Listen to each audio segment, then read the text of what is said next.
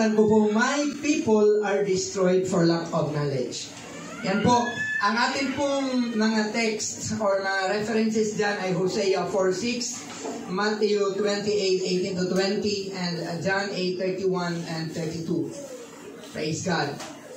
Okay, so the Bible teaches that destruction comes to His people through their lack of knowledge or ignorance of the Word of God.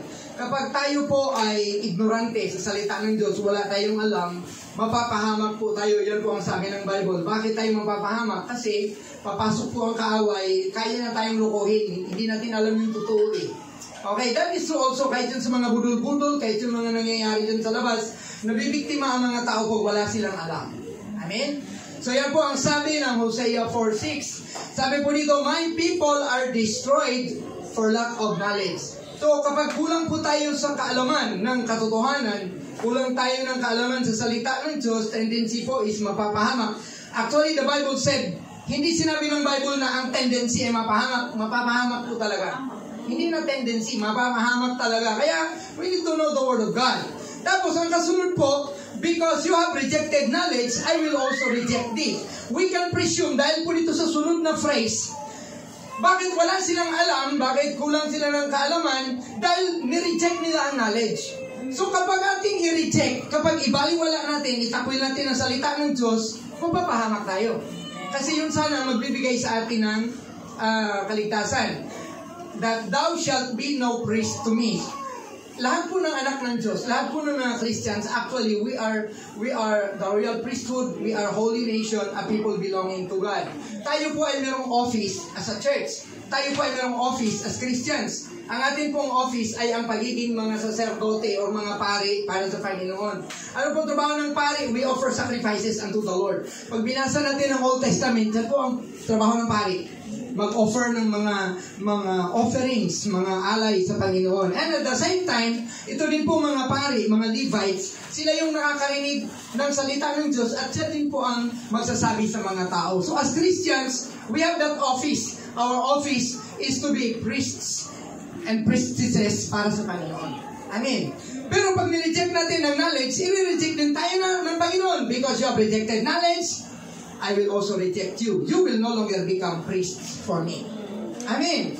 So, seryoso po ang bagay na to. At sabi din dito, seeing that thou hast forgotten the law of thy God, at dahil kinalimutan mo ang salita ng Diyos, ang batas ng Diyos, I will also forget your children. Sa lahat pa naman ng mga magulang, wala na tayong ibang mahal kundi yung ating anak. Minsan nakakalimutan na natin ating mga asawa basta lumabas na yung baby. Baby na talaga ang focus na namin. Hindi na baby yung daddy. Hindi na baby yung mommy. Ang baby, yung baby ng totoo. Baby. So we are God's people, actually. The Jews and the Christians alike. Napapahamak tayo, hindi lamang dahil sa gawa ng demonyo. Marami pong napapahamak dahil sa gawa ng demonyo. Kasi sabi po ng John chapter 10 verse 10, phrase A, for the thief cometh for to kill and to steal and to destroy. Ito ang gawain ng demonyo. So marami ang namamatay, marami ang nananakawan, marami ang nasisiraan. Ngunit hindi lang yan ang paraan para tayo masira, kundi ang kakulangan natin sa karunungan ng salita ng Diyos. So we need to know the Word of God. We need to know the truth. Amen. Ang kakulangan na yan ng karunungan ng salita ng Diyos ay dahil sa dalawang bagay. Ang una, hindi tayo naturuan. Posibleng wala tayong alam dahil wala nagturo. Okay, kasi siguro either ayaw din natin makinig. Pag sinabi, Word of God, ayaw ko dyan. Nag-preach, ayaw ko dyan. Bible study, ayaw ko dyan. So, hindi tayo naturuan kasi wala tayong time. Pero yung pangalawang dahilan, naturuan na sana, pero binaliwala. Sayang po. So, naturuan na tayo, tapos binaliwala natin ang salita ng Diyos. Hindi natin isinabuhay, hindi natin pre-practice, kaya ang resulta, napapahamak. So, hindi po pwedeng sisihin ng Panginoon pagdating dito. Kapag napahamak ng tao. Bakit? Dahil sabi ng Galatians 6:7, huwag kayong padaya. Ang Diyos ay hindi nabibiro sapagkat ang lahat na ihasik ng tao ay siya rin namang aanihin niya. So, it is a cause and effect, mga kapatid, na batas ng Panginoon. The law of nature, cause and effect. So, dahil hindi ka nakinig sa salita ng Diyos, mapapahamak ka. At sabi ng Bible, ano man ang iyong ginawa, yun din ang iyong aanihin. Amen? Tuyo ang aking lalamunan. Yan. So, wala pong mapagpipilian ang tao maliban sa kapahamakan kung itatakwil niya or nila ang katotohanan. So kapag pinili natin na huwag makinig sa salita ng Diyos, kapag pinili natin ayawan ng salita ng Diyos, pinili mo ang kapahamakan. Kasi ang sabi ng Bible, my people are perished because of lack of knowledge. Hallelujah. Thank you, Lord. So, ang mga tao lamang na naliwanagan na ng salita ng Diyos ang mayroong mapagpipilian. The freedom of choice is only for those that are informed. Kasi anong pagpipilian mo kung you are not informed? So, kain na anak. So, wala kang alam. Ang akala mo lang, yung tinakpan lang ng mangkok doon sa lamesa ang ulam. You have no choice. Ay, tuyo. You are not informed. Hindi ba sinabi, anak, sa refnak marami. Merong tosino, merong tapa, merong adobo, merong litson paksiw, litson manok, lahat andun. Pero you are not informed. Hindi mo alam. Pag sabi, kain na anak, ano nakita mo tinakpan? Ay, tuyo. You have no choice. You are not informed. Di ba? Kasi hindi mo alam. Bakit mo pipiliin yung hindi mo alam? Di ba? Ay, gusto ko lang litson. Hindi mo alam eh. Di ba? So, it goes through with His word. My people are perished because they do not know. They have no knowledge. So, ang mga tao lamang na naliwanagan, ang mga tao lang na informed, ang mayroong choice. And sana, gumawa tayo ng tamang choice. So, that's a God-given freedom to choose. I mean, because we are not created by God as robots. Sabi pa namin ako, robot. Robot. Parang robot lang. Maaaring piliin natin ang number 1. Dahil meron na nga choices, so pwedeng piliin ng tao, magpatuloy lang ako sa kasalanan kasi okay to. Masarap to, okay to. Ito na yung nakagisnan ko, dito na ako mamamatay. Enjoy lang. Okay, kasi bahala na ako magdusa sa impyerno. Anyway, sabi pa ng iba, yung mga, sabi ko nga talaga mga lukulukong natin mag-isip, wala na daw ngayong init sa impyerno dahil ang dami nang namatay ng mga engineer, nagpunta doon at ginawa na ng malaking aircon. Huwag po kayong maniwala, hindi po yung totoo. Kasi lahat ng kurap nandun din sa impyerno, kaya hindi matutuloy ang aircon sa impyerno kasi kukurapin. Diba? Lahat na magnanakaw, lahat ng kurap nandun din, kaya hindi na matutuloy ang project sa impyerno. Yan po ang totoo. Amen? So, ang unang choice na pwedeng gawin ng tao, patuloy lang tayo pray sa kasalanan. Total, pag namatay tayo, wala na lahat yan. That is a big, big lie. Kasi pag namatay tayo, susundan tayo na lahat natin ginawa. Di ba yung sabi ng Galatians 6:7, God is not mocked because whatsoever man doeth, he shall also reap. O kung ano yung ginawa mo, aanihin mo yun. Yun lang. Di ba? So, ang pangalawang choice, magsisi ako sa mga kasalanan ko, lalapit ako sa Panginoon, hihingi ng tawad, at tatanggapin ko si Jesus upang maligtas at makatawad. That's another choice. Amen. So, mamimili po tayo. Saan tayo? Doon naman natili tayo sa paggawa ng kasalanan.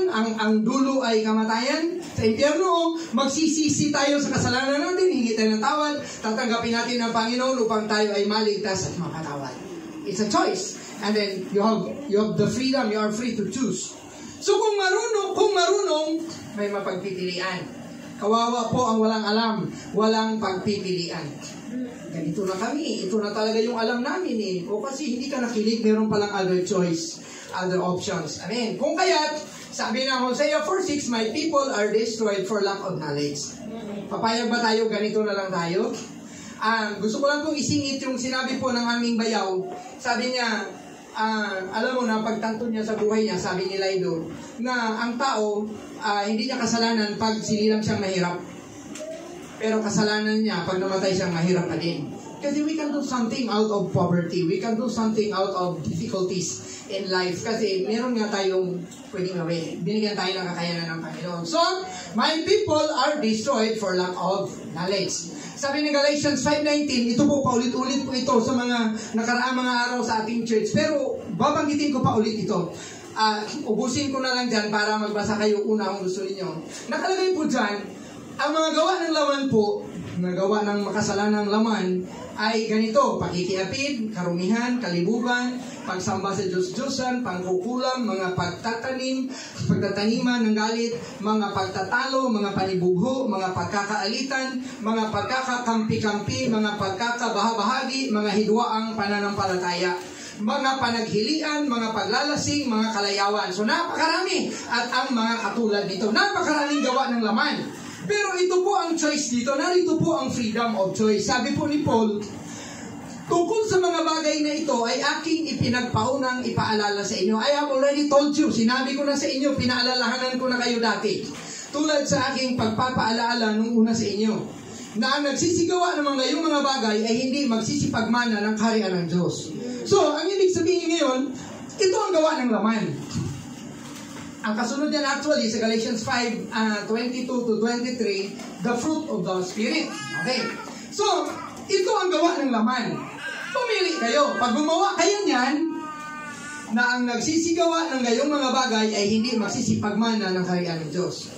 Pero ang hindi gumagawa ay magmamana ng kaharian ng Diyos. Malinaw po, di ba? Kasi it's a choice. Pag hindi pula, puti. O, di ba? Kung hindi tama, mali. Okay, so, pumili kayo. Nakaka-enjoy man ang pakikiapid, karumihan, kalibugan. Nakaka-enjoy man ang pagtatalo, pangkukulang. Ay, kulangin na rin. Susukin ko lang karayo.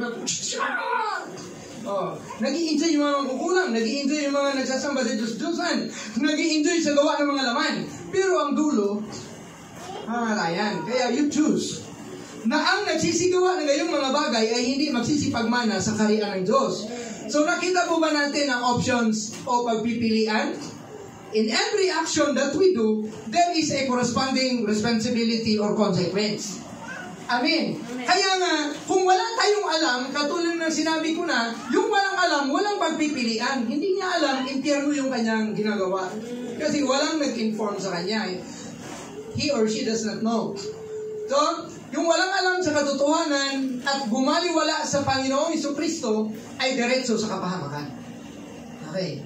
So, kaya gusto ng Panginoon, malaman to ng mga tao. Gusto niya na sabihan ng mga tao. Pero tayo, pipiliin pa rin ba nating mapunta sa impyerno after you have known all the facts and figures kung ano yung langit at ano ang impyerno? Pipili pa ba tayo ng impyerno? So, nasa sa atin na yun actually. Pero ito na yung sabi ng Biblia, sabi ni Jesus, malawak ang daan, malapad ang kalsada, ang gate, patungo sa kasamaan. Ngunit makipot, makitid, masikip ang daan papunta sa langit at kukunti lang ang dumadaan doon. So kasi, pag papuntang langit, maraming rules, maraming restrictions, pero ang dulo, buhay na walang hanggan. Pero pag papuntang impyerno, free for all. Pwede ka magnakaw, huwag ka lang mahuli. O diba? Pag nahuli ka, bubog ka. Yan naman nga sinasabi ng mga tao sa sanlibutan.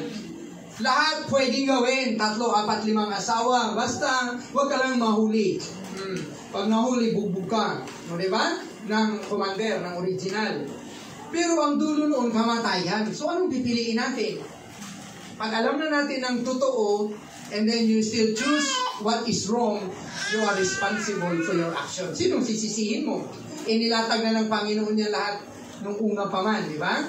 So, ang tao, maliban na lang siguro kung ayaw nating magpasakop o magpasaway o magpaawat sa Panginoon, pipiliin talaga niya yung kasamaan.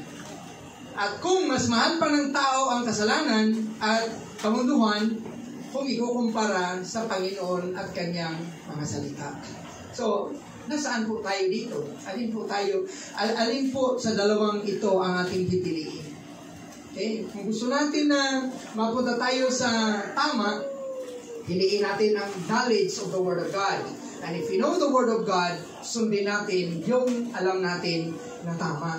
At dito po, patas po to. Lahat ay binigyan ng free will. Meron ba ditong kinaladkad ng dump truck para lang makapagsamba? Kasi ayaw na magsamba, tinalian ng kanina, hinila ng dump truck, kaya nandito ka ngayon. Meron bang tinutukan ng baler para, bang, baler? Tinutukan ng baril para lang magsamba? Wala, di ba? Nagpunta ka kusa dito. That's our choice. And praise God, God will reward you or will punish you because of that choices that we made. Amen. Hallelujah. So, ano po ang solusyon sa kakulangan sa karunungan? Alam niyo to. Ano ang solusyon sa kakulangan sa karunungan? Mag-aral. Mag-aral. At matuto sa mga salita ng Panginoon. Yan ang po ang solusyon. Para hindi tayo maging namang, para hindi tayo mapahamak, mag-aral. Simple. Ito po, sabi po ng Psalms 112 verse 1, dagdag na to sa mga pwede nating pagpilian. Sabi ng Panginoon, praise you the Lord. Purihin niyo ang Panginoon. Okay, yung pagpuri sa Panginoon, minsan, uutusan na tayo, nagdadabog pa. Pero pag may nakitang artista, kung todo puri, kahit hindi inutusan. Di ba? Wow, ang ganda niya. Wow, ang galing. Wow, hindi yan inutusan. No, makikipag-away pa yan pag kinalaban yung kanyang artista. Pero pag inutusan, purihin mo ang Panginoon, ayaw. O, di ba? O, so yan. Praise the Lord, purihin mo ang Panginoon. Tapos ang sunod, mapalad ang tao na may takot sa Diyos. Dahil, mapalad ang tao na may takot sa Diyos at lubos na nalulugod sa kanyang mga kautusan. Let us check our hearts. I-check po natin yung ating mga ginagawa dito. Una, nagpupuri ba tayo sa Panginoon? Yes or no? Amen. Tapos, may takot ba tayo sa Panginoon? Na hindi yung takot na ayaw mo nang magsamba dahil takot ka sa Panginoon. No, ayaw mong gumawa ng kasalanan dahil takot ka na pagalitan ka ng makapangyarihang Panginoon. So, nalulugod ba tayo? Natutuwa ba tayo? Nag-i-enjoy ba tayo? Kasi delight means enjoy. No? Nag-i-enjoy ba tayo sa kanyang mga kautusan? Kasi kung yan ang nangyayari sa atin, mapalad tayo. Mapalad ka, mapalad ako kung may takot ako sa Diyos at lubos na nalulugod sa kanyang mga kautusan. Bakit? Ano ang resulta? Ano ang resulta? Kasi meron na pagpipilian, di ba? His seed. Ang anak ng tao o binhi o lahi ng tao na may takot sa Diyos at nag-i-enjoy sa kautusan ng Panginoon, ang kanyang mga anak, ang kanyang lahi ay magiging mighty upon earth. The generation of the upright shall be blessed. Ang ating mga lahi ay pagpapalain kung may takot ka sa Diyos. Amen. Okay, sino po ba dito ang magulang na gusto ko magkaanak ko ng marami, tapos yung mga anak ko mga sipunin, lugain, tapos mga problemado sa komunidad, mga adik, mga siraulo. Gusto mo ba gano'n na maging anak mo?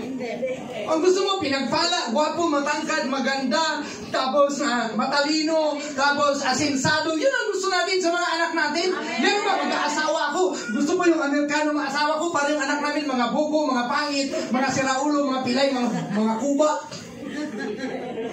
Ang gusto, sa totoo lang, speaking the truth, gusto ba natin mapabuti yung anak natin? Amen. The secret is fear the Lord. Matakot ka sa Diyos, tapos mag-enjoy ka sa kanyang mga kautusan. Yes. If you do that, blessed are your seed.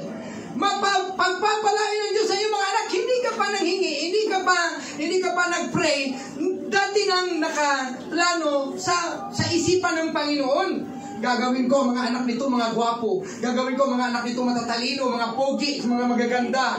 Pagkatapos pagpapalain ko sila. Bakit? Dahil may takot tayo sa Diyos. Kasi ang the opposite po, pag hindi pinagpala yung mga anak natin, laking sakit ng ulo. Nay, si Junior, nakabasag na naman doon sa tindahan. Nay, nagwala na naman kagabi. May sugat, may mga damage, babayaran na naman ni nanay yun. Ay, di ba? Pero kung, Nay, nakatanggap ako ng bonus, na-promote ako, Nay, meron akong libreng tour sa Europe, pwedeng dalhin ang magulang. Wow, ayaw ka nun? Minsan, pag wala tayong pera, yung tour sa Baclaran, hindi na natin magawa eh. Walang pamasahe, walang 35 papuntang Baclaran. Pero tour around Europe, praise God. Yun ang blessings. Amin ba? Amen. The secret is fear the Lord. O pumili ka. Gusto mo bang pagpalain? Fear the Lord. O ayaw mo ng blessing? Kamuhian mo ang Panginoon. Magrebelde ka sa Panginoon. Tingnan natin. O anong mangyayari sa iyo? So ang mga anak o lahi ng taong may takot sa Panginoon ay magiging makapangyarihan at malalakas sa daigdig. Ang ibig kong sabihin ng mighty ay makapangyarihan. Ibig sabihin, baka dumating ang panahon, our children will become mighty in the area of businesses. Our children will become mighty in the area of politics. Our children will become mighty in the area of professions. O, di ba? Yun ang kino-compare yung dalawang tao, si Jukes. Si Max Jukes at saka si Jonathan Edwards. Yung lahi ni Max Jukes ayaw na maglingkod sa Panginoon. Yung mga anak niya, 1,200 plus, pang 800 yata doon, mga drunkards, tapos mga 430 mga kriminal na sentensyahan ng average of 3 years.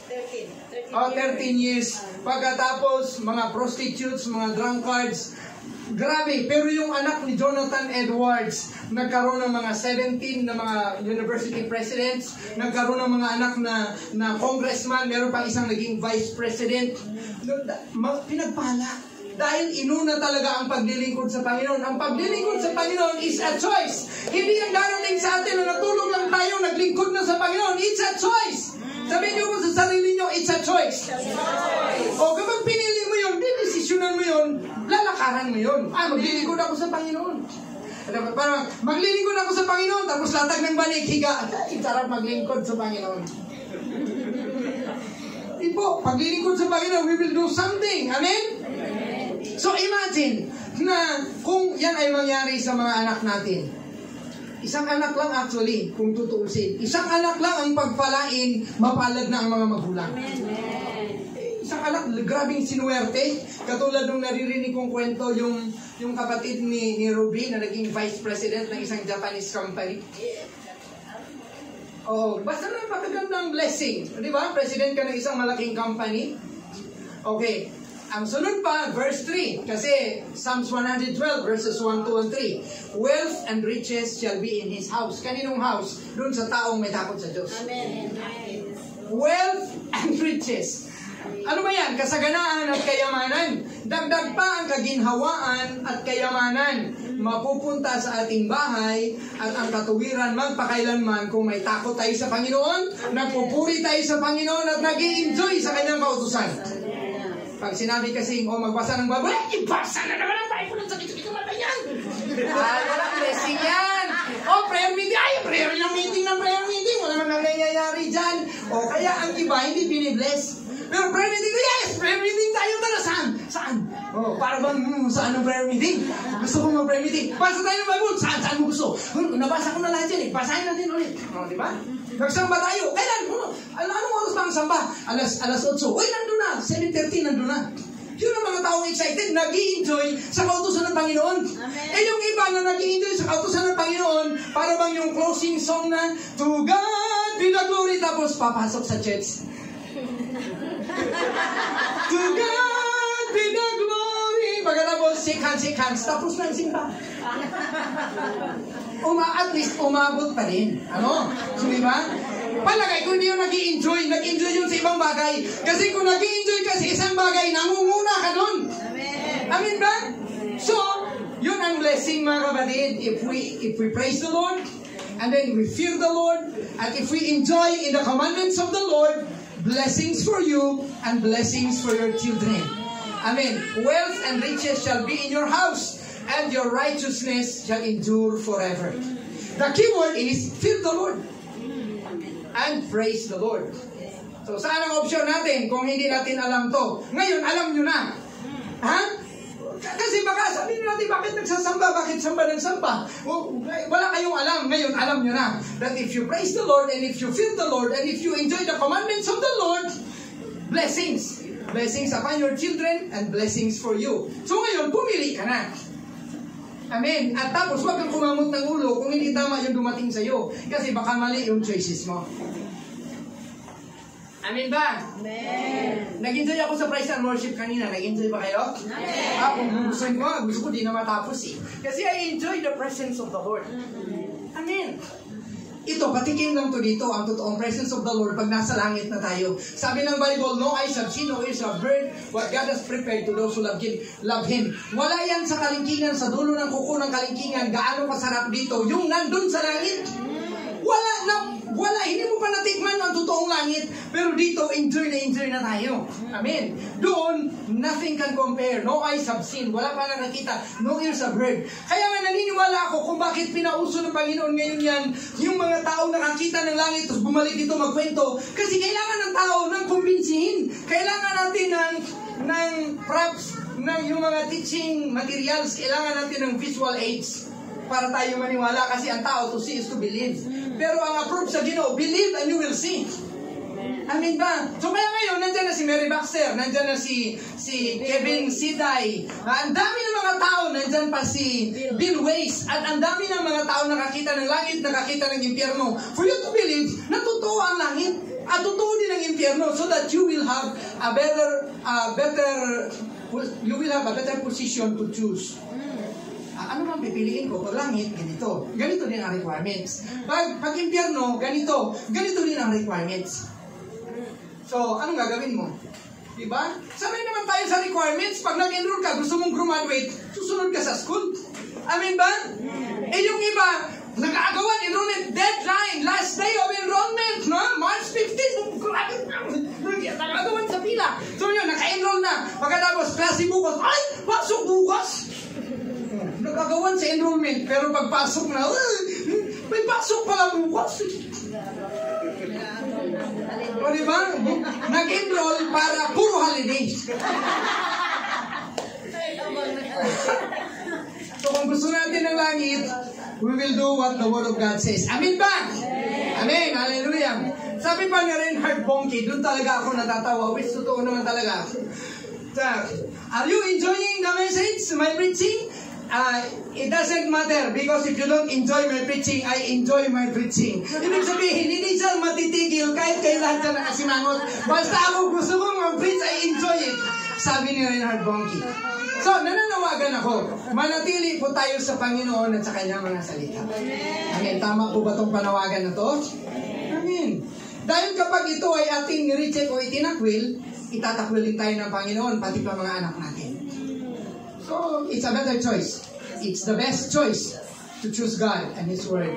At kung kakalimutan naman natin ang mga batas ng Panginoon, ay kakalimutan niya rin ang ating mga anak.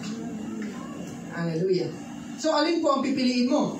Sa Panginoon po ay laging may freedom of choice para sa tao. Kaya lang, God would make us responsible for its consequences. We are responsible kasi we are created by God to be moral beings. Meron tayong intellect, meron tayong emotions and will. So pag ginamit natin yan, hindi yan sagutin ng Panginoon. Ikaw ang decision eh. So it is better to choose the godly options. Kung gagawin mo, pagpapalain ka. Kung hindi naman, mapapahama ka. Sino ngayon ang sisisihin natin? Action natin to. Amen? Hallelujah. May alok si Jesus upang huwag tayong mapahamak. Sabi niya sa John 8:31 and 32, sa 31 sabi niya, Then said Jesus to those which believe on Him, If you continue in my word, then you are my disciples indeed. And you shall know the truth, and the truth shall make you free. So, si Jesus ang nag-aalok. Kung mananatili ka sa aking salita, ang pananatili is a choice. Ang pananatili is a decision. Kung mananatili ka, totoo ka ng aking alagad. And then, you will know the truth. By knowing the truth, you will be free. Amen. Hallelujah. It's a cause and effect rule. Okay. So, pagsikapan natin na manatili, pagsikapan natin na magbabad, mag-enjoy, magbasa, mag-aral, makinig, maggulay-gulay, magsaulo ng mga salita ng Panginoon. Maging addict tayo sa Word of God. Amin ba? Yun bang, kasi alam nyo yung tao kapag in love ang tao, wala siya ibang inisip, walang bukang bibig, walang ibang ini-imagine, kundi yung kanyang love. Amen. Pag in love. So pag in love tayo sa Panginoon, yan, bukang bibig natin, Word of God. Ang ating minimemorize, Word of God. Ang ating binabasa, Word of God. Ang ating pinag-aaralan, Word of God. Ang pinakikinggan, Word of God. Ang pinagbubulay-bulayan, Word of God. Memorize ang Word of God. Ang resulta, blessing. Amen. Amen. So let us spend more time with the Word of God than on other things which are less important. This time, this seems to be impossible. Dahil sa sobrang dami ng inaalok ng demonyo para tayo maging busy. Kaya nga, let us spend more time with the Word of God, pero ang lakas mangagaw ng atensyon ng TV. Ang lakas mangagaw ng atensyon ng cellphone, Facebook, YouTube, at kung iba-iba pa. Amen. So, it is a challenge. Kung gusto natin talagang magpalain tayo, let us choose the Word of God. If we know the truth, Jesus, then God will give us freedom from fear. Because He has already given us the spirit of power and of love and of a sound mind. Pag pinili natin ang katotohanan, pag pinili natin si Jesus, no need to fear. Amen. Hallelujah. Hindi na tayo matatakot dahil kasama at kakampi natin ang makapangyarihang Diyos. If you are in Jesus, kung na kay Panginoong Jesus ka talaga, no need to be afraid, no need to fear. Amen?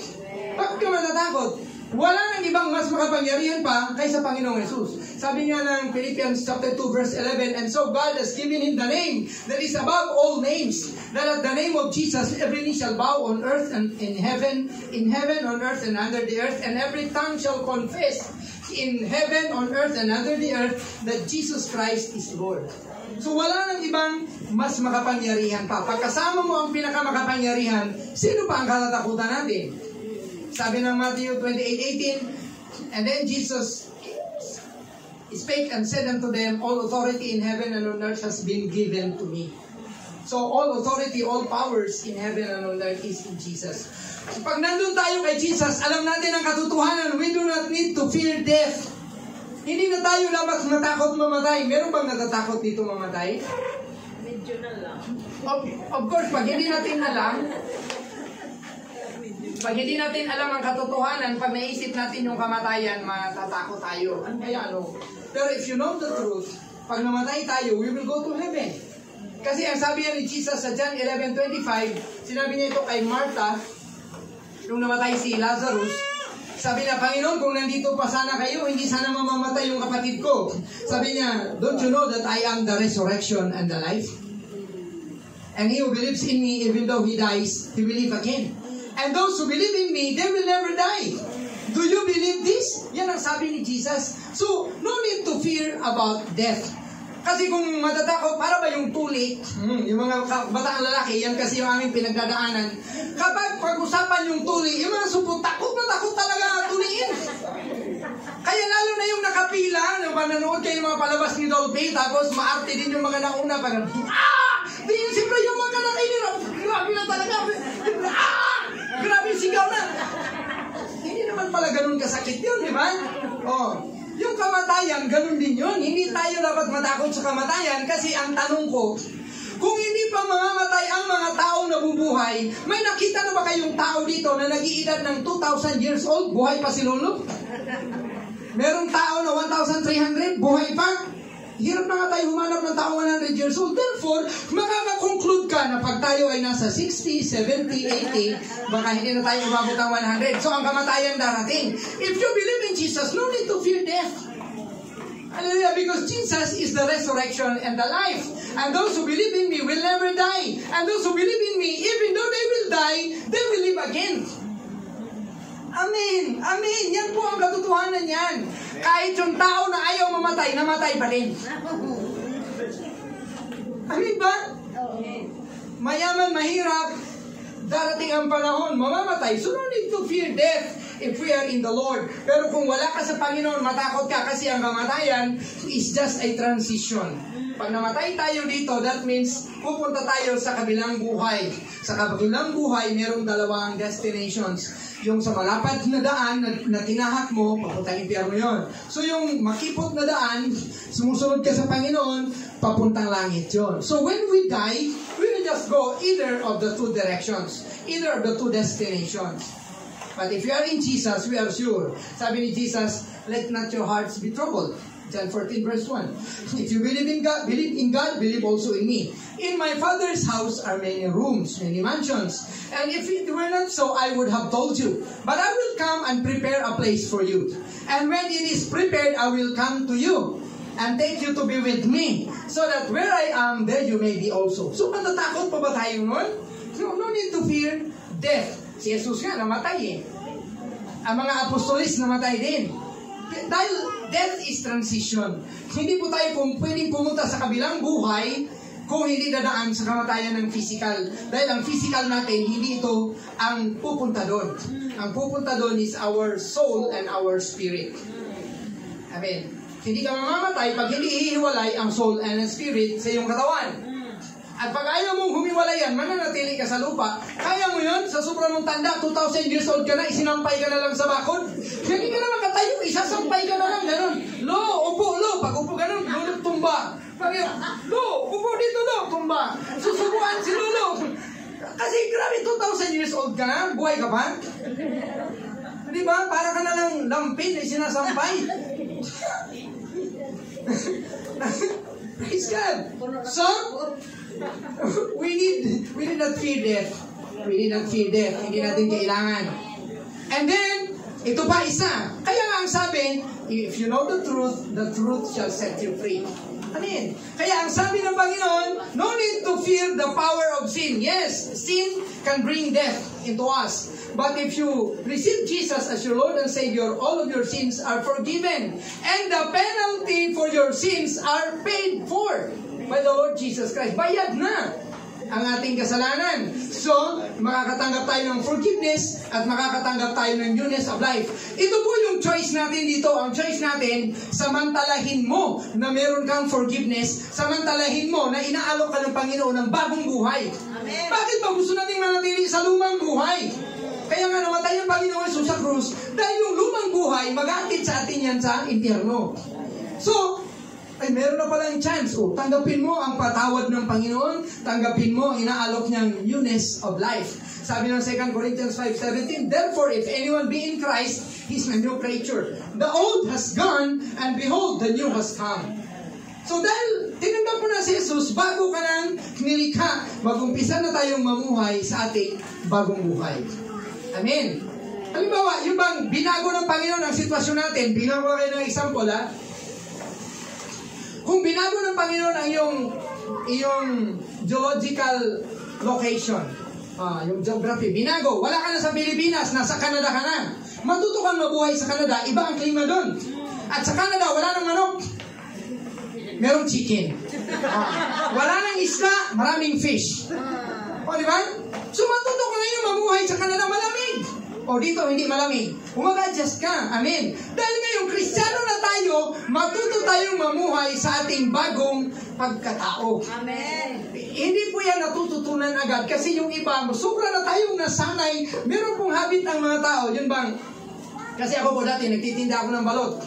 So, ang lagi kong customer sa pagtitinda ng balot, lalo na mga alas 10 hanggang madaling araw, yung mga sugarol ng madyong. Yung mga adik ng sigarilyo na nagmamadyong, hahawakan nila yung isang stick ng sigarilyo, tapos yung filter, ihahampas-hampas nila dyan sa kuko nila ganyan. Kasi that is a habit. Para masiksik yung mga tabako na ginunting, para siksik, para pag uusok. Pagkatapos, ilalagay dito. Pagkatapos, kuhanin, ganyan-ganyan naman. Kaya ang mangyayari, kahit Christian na yung iba, meron pa rin habit pa ganun-ganun pa rin.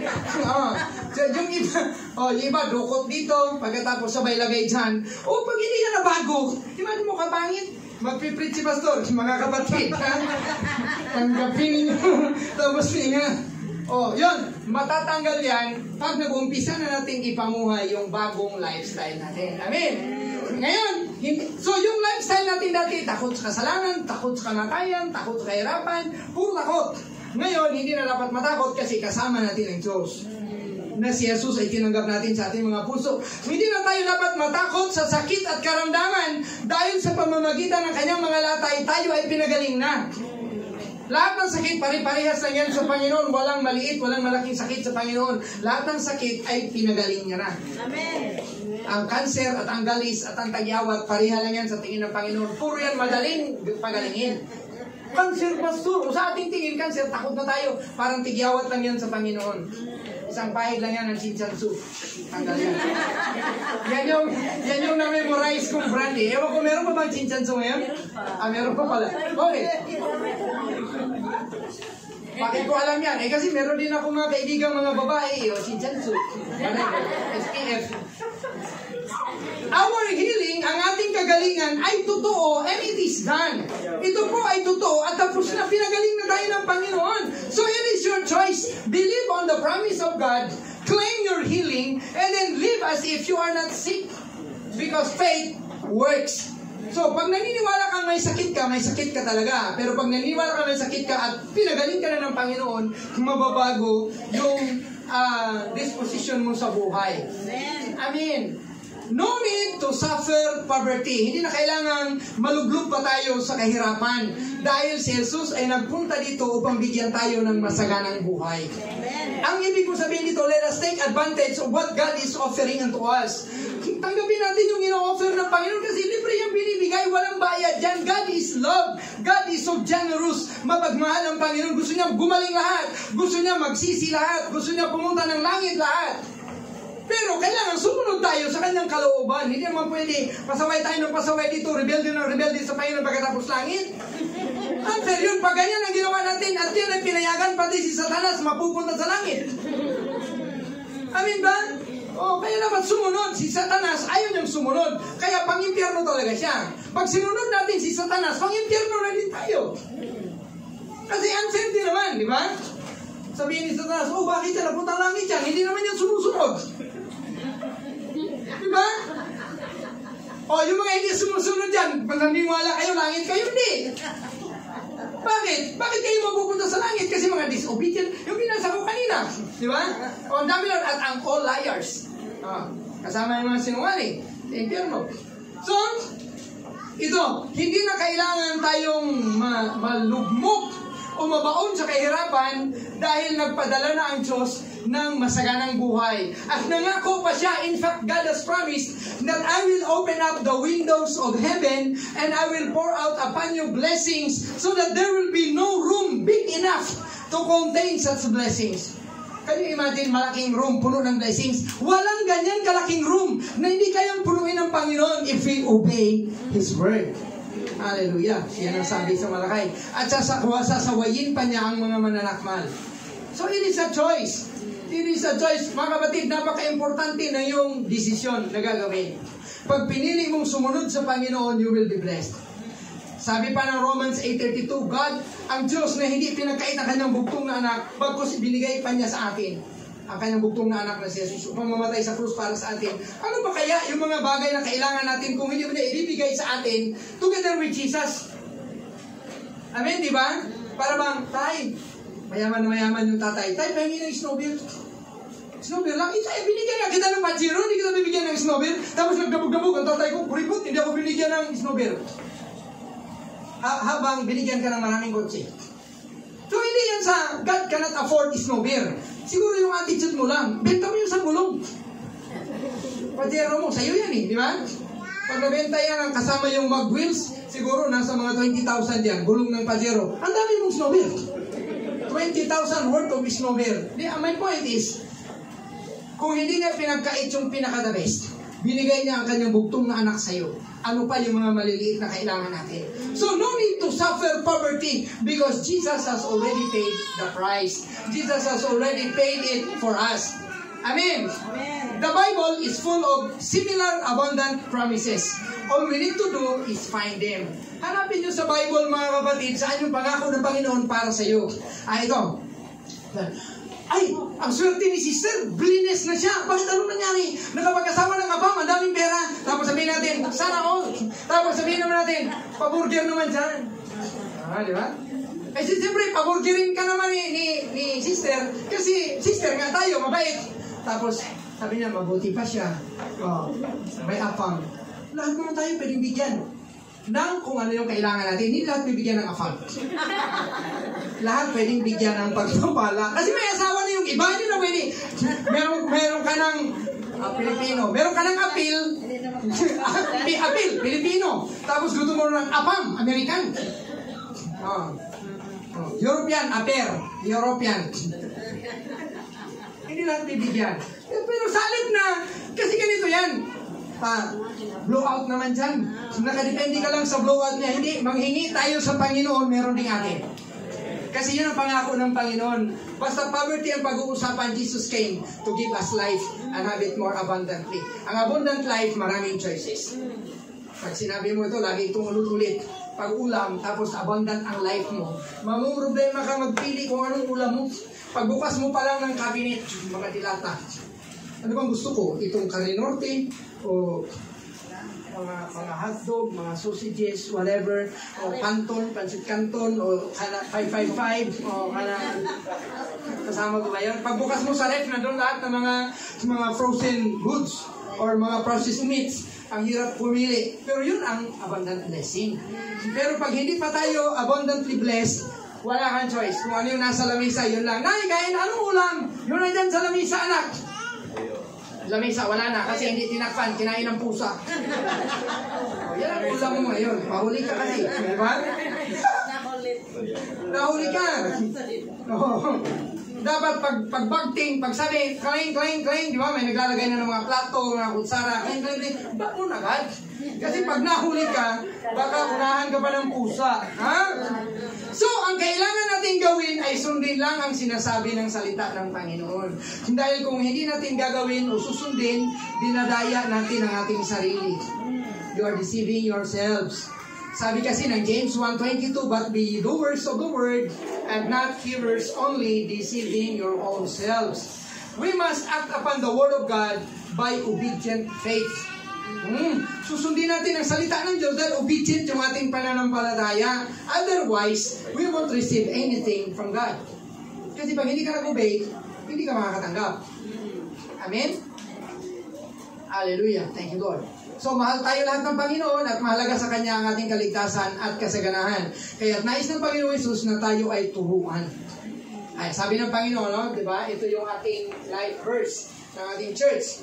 Then Jesus came and said unto them, all authority in heaven and on earth has been given to me. Therefore go and teach all nations, baptizing them in the name of the Father and of the Son and of the Holy Ghost, and teaching them to observe all things whatsoever I have commanded you.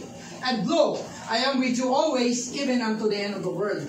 So ito pong teachings dito, dalawang beses po inulit. Sabi po sa verse 19, go ye therefore and teach all nations. Anong ituturo? Sabi ng verse 20, teaching them to observe all things. Lahat ng bagay na itinuro ko sa inyo, ituro nyo din sa kanila. Bakit? Pag wala tayong alam, impyerno tayo. Pag wala tayong alam, people are perished, people are destroyed because of lack of knowledge. So we need to know. Amin ba? Amen.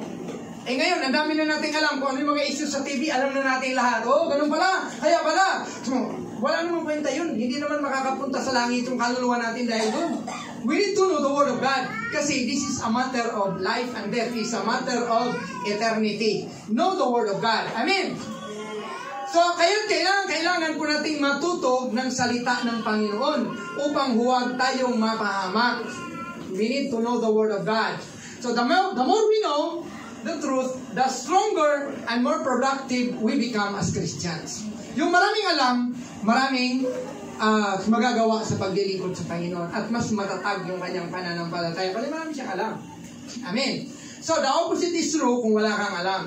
We become weak, we become easily deceived and taken advantage by the devil until we are killed and or destroyed. Pag walang alam talaga, madali lang biktimahin. Amen ba? Walang alam eh. Yun po mga ignorante, kawawa talaga. Nangyayari yan in the world. Nangyayari yan sa ating community. Ang daming nabubudol, ang daming naluloko. Amen.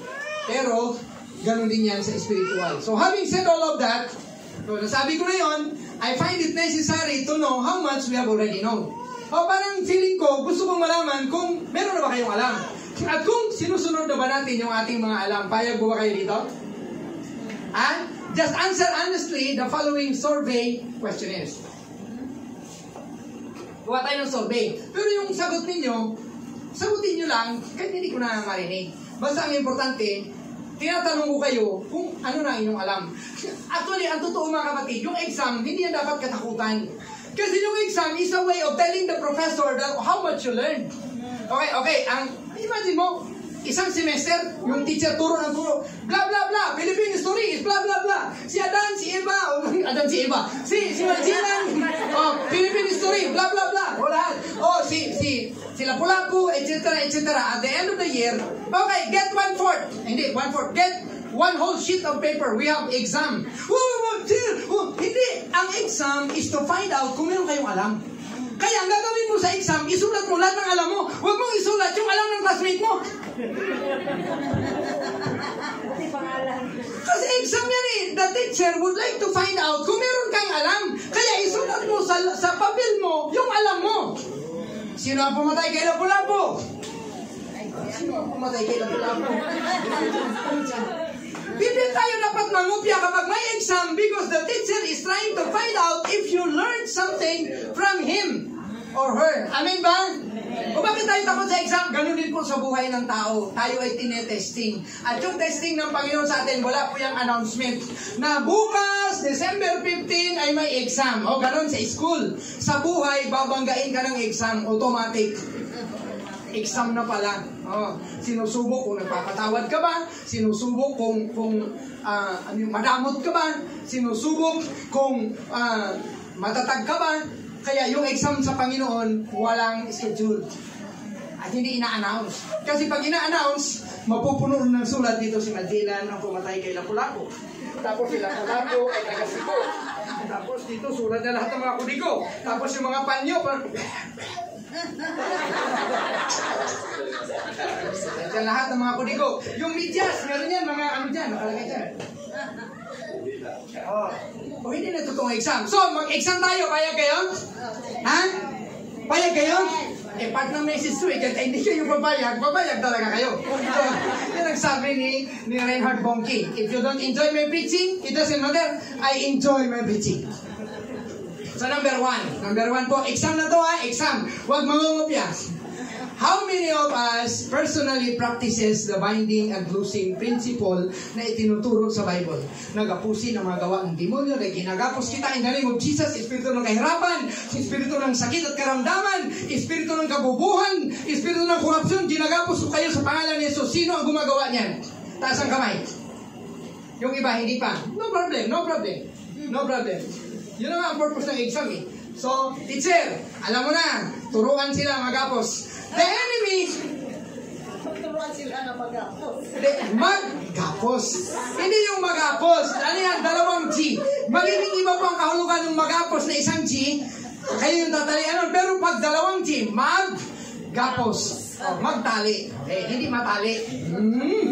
So, the enemy could win if we allow him, while pwede naman pala siyang gapusin. Siyempre, nandiyan kahirapan, nandiyan mga sakit at karamdaman, nandiyan lahat ng mga problema. Pwede naman palang gapusin ang kaaway. Sa pangalan ni Jesus, pinipigilan kita, ikaw espiritu ng bisyo, lumayas ka sa aming bahay. Ikaw espiritu ng sakit at karamdaman, espiritu ng kahirapan, lumayas ka sa pangalan ni Jesus. Gawin lang natin, yan ang sabi ng Panginoon eh. Sometimes it sounds weird, sometimes it sounds crazy, but if you obey that, there is power. Kasi sinabi ng Panginoon kay Moses, Moses, iangat mo yung kamay mo sa harap ng dagat na pula. Pitpit ang tungkod, iangat ang kanyang kamay. Shhh. Ano mangyayari? Iangat nga natin yung ating kamay sa tapat ng planggaan. Tingnan natin kung may mangyayari dyan. But because said to Moses, iangat niya yung kanyang tungkod sa harap ng dagat na pula. And then the Lord acted upon His word. Kasi it is the word of God na nagsabi, iangat mo. Ang Diyos na nagutos eh. So nung iangat ni Moses yung kanyang kamay, may dalang tungkod, humangin ng napakalakas, sabi ng Bible, and there was an east wind, so strong. At ang nangyari, nahati yung dagat because of the power of God, because Moses obeyed. Amen. So pag sabi natin, ginagapos kita Satanas sa pangalan ni Jesus, akala mo walang epekto yun. If you obey that, hindi mo lang alam, si Satanas ay nagagapos, because that is true. Sabi yan ni John Ramirez, the ex-warlock, ang dating kampo ni Satanas na gumagawa ng kasamaan at mga ano ba yun, lagim sa mga churches. Sabi niya, pag merong isang Christian nag-pray at ginagapos kami, wala kaming magawa. It's just obey. It's just obey the word of God. So kung hindi mo pa ito napapractice, nananalo ang demonyo sa buhay mo dahil wala kang ginagawa, pwede mo pala siyang gapusin. So ngayon, alam na natin, the choice is yours. Amen. So ano po score natin dito? Check o X? Alam niyo na yun. Kasi kung nagtaas, hindi nagtaas, alam mo na. Ang gawin natin, umpisahan na po natin gapusin ang kaaway sa ating mga panalangin upang hindi tayo mapahamak. When we pray, bakit yung buhay ko lagi akong lugmok, lagi akong talo? Sa pangalan ni Jesus, ang sabi ng James 4:7, submit yourselves then to God, and then resist the devil and he will flee from you. Hindi mo pwedeng gapusin ang kaaway if you are not submitted to God. Hindi mo pwedeng gapusin ang kaaway if you are not surrendered to Jesus. Kailangan magpasakop ka talaga sa Kanya. Panginoon, patawarin mo ako. Lord, linisin mo ako na yung banal na dugo. Nagpapasakop ako sa iyo, Panginoon. That is only and only the time na pwede mong gapusin ang kaaway because you are submitted to God. Pero if you are not submitted to Him, you are rebelling against God. Hindi mo pwedeng gapusin ang kaaway. It will end up, ikaw ang mabububog katulad ng 7 anak ni Iskiba. Amen? That they were trying to rebuke the demon possessed. Ang nangyari, isang demon possessed lang, 7 mga lalaki ng mga anak ni paring Iskiba. Sila ang nabubog, hubad-hubad na silang naglabasan kasi pinagbubugbog sila ng isang demon possessed. Amen? So, ang exam number 1, ginagawa ba natin to? Yes or no? So kayo na po ang nakakaalam niyan. Pangalawa, how many of us literally read the Bible at least 1 or more chapters a day? Sino ba talaga sa atin ang totoong nagbabasa ng Bible? Araw-araw. We need to do that. And then on top of that, how much of what we have read do we still remember until today? Kasi kailangan nating magbasa ng Bible. So, this is an exam. Sagutin nyo to sa isip nyo. Nagbabasa ba kayo ng Bible seryoso, araw-araw, at least one chapter a day or more? Salita po ng Panginoon na ginamit ni Jesus na panglaban sa demonyo nung siya ay tinukso sa ilang. So talo po tayo dito ng kaaway kung hindi tayo nagbabasa ng Biblia na may kasamang pag-unawa. So nagbasa ka na, wow, ang bilis mong magbasa from Genesis to Revelation, natapos mo ng 1 week. Pagkatapos, anong naatandaan mo? Wala. Uy, anong kwentang binasa mo? Wala tayong magagamit laban sa kaaway. Hindi po ito padamihan ng chapters na wala namang naiintindihan at nasusunod. So ano score natin dito? Check o X? Check. Let us start reading the Bible regularly with understanding. Kung meron tayong time sa lahat ng bagay sa buhay, bigyan natin ng time ang Word of God. Wala kasi akong time, Pastor eh. Ano bang ginawa mo? O naligo ka. Ilang oras ka ba maligo? 2 oras. So, 1 oras na lang. Yung 1 oras, ibasa mo ng Bible. Amen. Bigyan ng time. Bigyan ng time ang Word of God, the reading of the Word of God. Ayaw ng Diyos na tayo ay lubhang nahirapan, inaalok niya tayo na manalangin at humingi ng kahit ano, at nangakong ibibigay niya lahat o ipagkakaloob sa atin ng ating hinihingi. So tanong, how many of us pray regularly at least 30 minutes every day? Sino po sa atin ang nananalangin ng 10 menos ay 30 minutos lang sa isang araw? Pinakamaikli na yun. Nananalangin 30 minutes a day. Meron po ba? Nasang kamay. Excluding, walang kwenta, hindi kasali, yung pag-attend sa prayer meeting. Nag-attend ka ng prayer meeting, of course, nanalangin ka kasi marami tayo.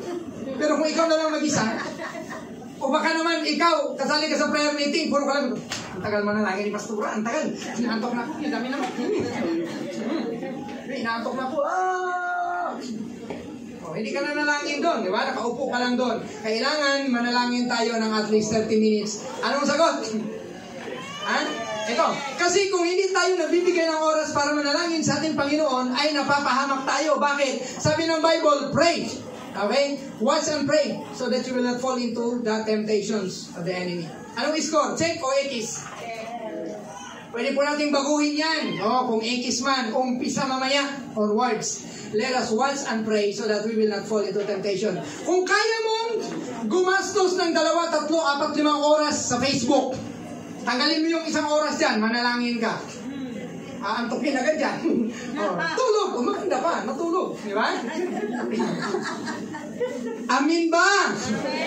Kasi sa totoo lang, ang Facebook, ang YouTube, kaya ako nagpapasalamat ako sa Panginoon. Hindi ko ito pinagayabang kasi pwedeng mabago bukas dahil sa kahinaan. Hindi na po ako masyadong nagpe-Facebook. Hindi na ako masyadong nagse-cellphone. Iniiwan ko yung aking cellphone. At nakakabasa ako ng Bible, praise God. Natutuwa ako dun kasi maganda ang dulot nun sa buhay ko.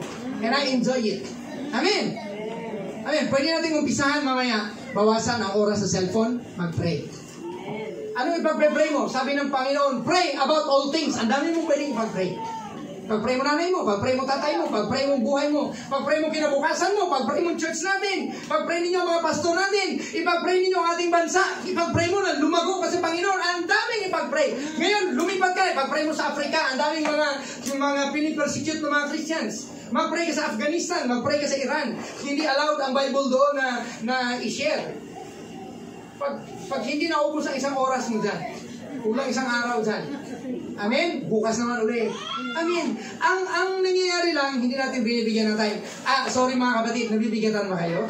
Hindi ako naparito para kayo pabigatan. Naparito ako para, sabi ng Bible, kung alam mo ang katotohanan, magkakaroon ka ng kalayaan.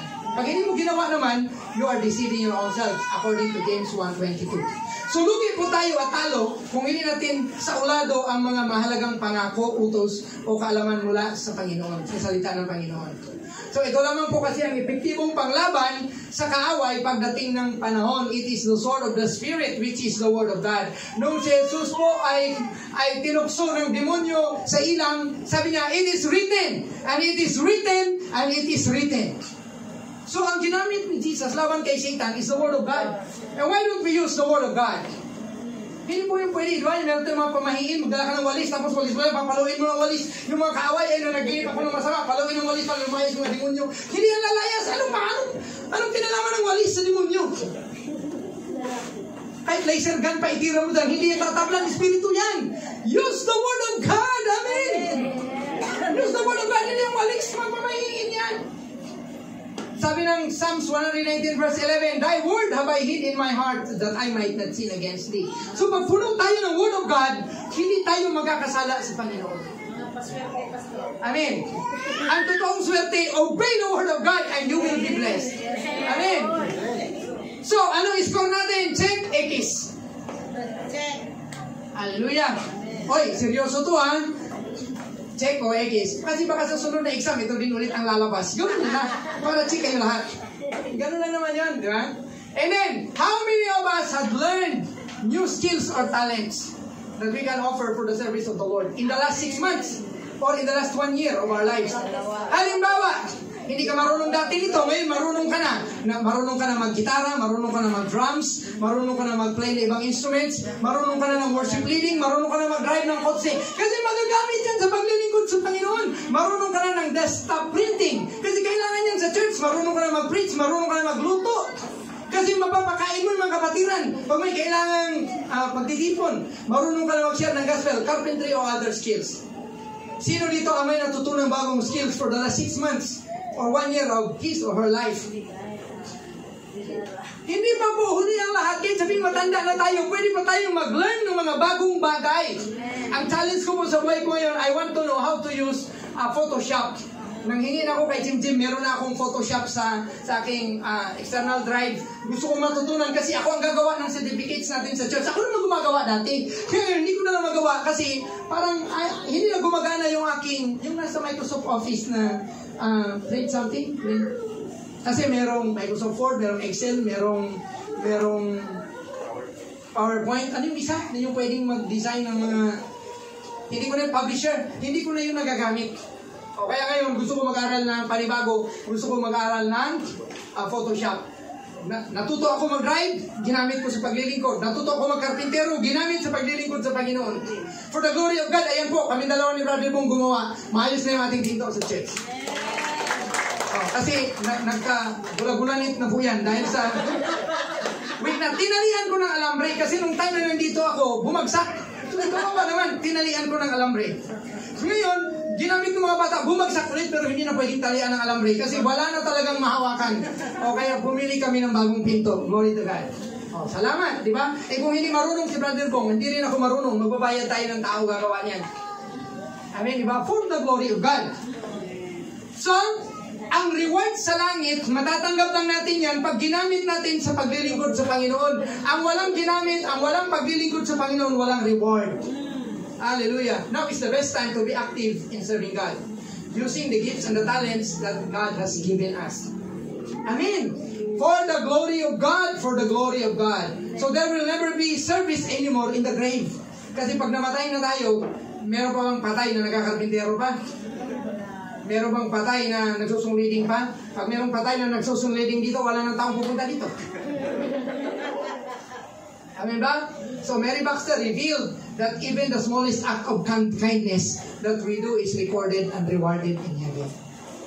Kahit napakaliit na ginawa mo, sabi nga sa Bible, sabi ni Jesus, if you give a cup of cold water to one of these little ones because they are my disciples, your reward, you have a reward in heaven. Kahit pinainom mo lang ng tubig yung lingkod ng Panginoon, kahit hindi pastor, kahit kapatiran na naglilingkod sa Panginoon, nauuhaw siguro to, pinainom mo ng tubig. Amen, praise God. Kasi pero pag ganito pa atake, sister, pwede makainom ng tubig, hindi ka ng tubig. Tapos hindi uminom agad, sabi, sister, hindi kaya ito masama pag inom ng tubig na wala pang laman yung tiyan? Kuha ng bahaw. Kain mo na ng bahaw bago inom ng tubig. Yan yung mga pasakal niya ng ibang mga workers. Huwag naman gano'n. Hindi na lang sinabi, sister, bahingi ng pagkain na tubig dyan. Gutom na uhaw na awa na. Anong score natin dito? Check o X? Check o X? Kasi ako, sa totoo lang, na-bless ako. Magagaling magluto. Si Brad JR, yan, sila Nining, sila Isinda, si Ate Gamay. Kasi yung mga luto nila dati, binusog talaga tayo noon, di ba? Hanggang ngayon nga. Oo, di ba? So, nagamit yun sa Panginoon. Nagbigay nga lang ng kaunting tubig, may reward na eh. Paano ba yung nilutuan mo pa kami ng pansit bato? Hindi pansit buhangin. Oh, totoo yan. Hindi ko na lang maisa-isa. Kung ano yung ginawa mo sa Panginoon sa paglilingkod, may reward yun. May reward yun. Praise God. So, kung hindi check ang ating score dito, gawin natin check bukas. Hallelujah. Learn new things. So, how many of us succeeded? Ito. Kasi, exam nga ito, di ba? Gawin na exam natin, nasaya natin ang exam. Yung ibang exam, talagang simangot, tayo masaya lang. How many of us succeeded, ito, in making a better use of our time by not indulging too much in cell phones, YouTube, Facebook, computer games, TV, gadgets, bisyo, etc., other than the things of God? Actually, mahina tayo dito. Kasi yung ating time, akala natin yung ating time ay okay lang. Oops, parang makisuyo ako guys. Nandito sa ilalim. Okay. Sabi ng Bible, see then that you walk circumspectly, not as fools, but as wise. So maging wise tayo, redeeming the time because the days are evil. So therefore, do not be unwise, but understanding what the will of the Lord is. Do not drink with wine, wherein is excess, but be filled with the Holy Spirit. So, can we score check on here? If not now, then do it tomorrow onwards. Kailangan maayos na paggamit ng time natin, mga kapatid. Kasi lilipas lang tayo yung araw. Araw-araw, lumilipas lang yung panahon. Tapos hindi natin namamalayan ilang taon na ang nasayang sa buhay natin.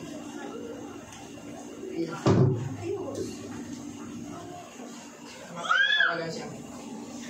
Hindi na siya umagot. Hallelujah. Sige, tapusin ko na po doon. Ano ba yung last ko? Number 7? Number 6 ngayon. Kasi hanggang 7 yun eh.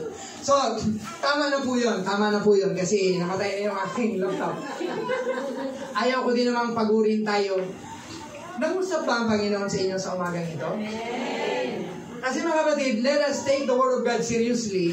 Kung hindi tayo seryoso na magkaroon tayo ng karunungan about the Word of God, mapapahamak po talaga tayo. Hindi na ang demonyo ang nakakasira sa atin, kundi yung ating mismong kakulangan ng karunungan sa Word of God. Iba pa po yung meron kang alam na hindi mo ginagawa, iba pa rin po yung wala kang alam. Akala natin, lugi lang yung walang alam. Lugi din yung may alam, tapos hindi niya sinusunod ang Word of God. Amen? So, dumako po tayo sa ating communion, tumayo po tayo lahat.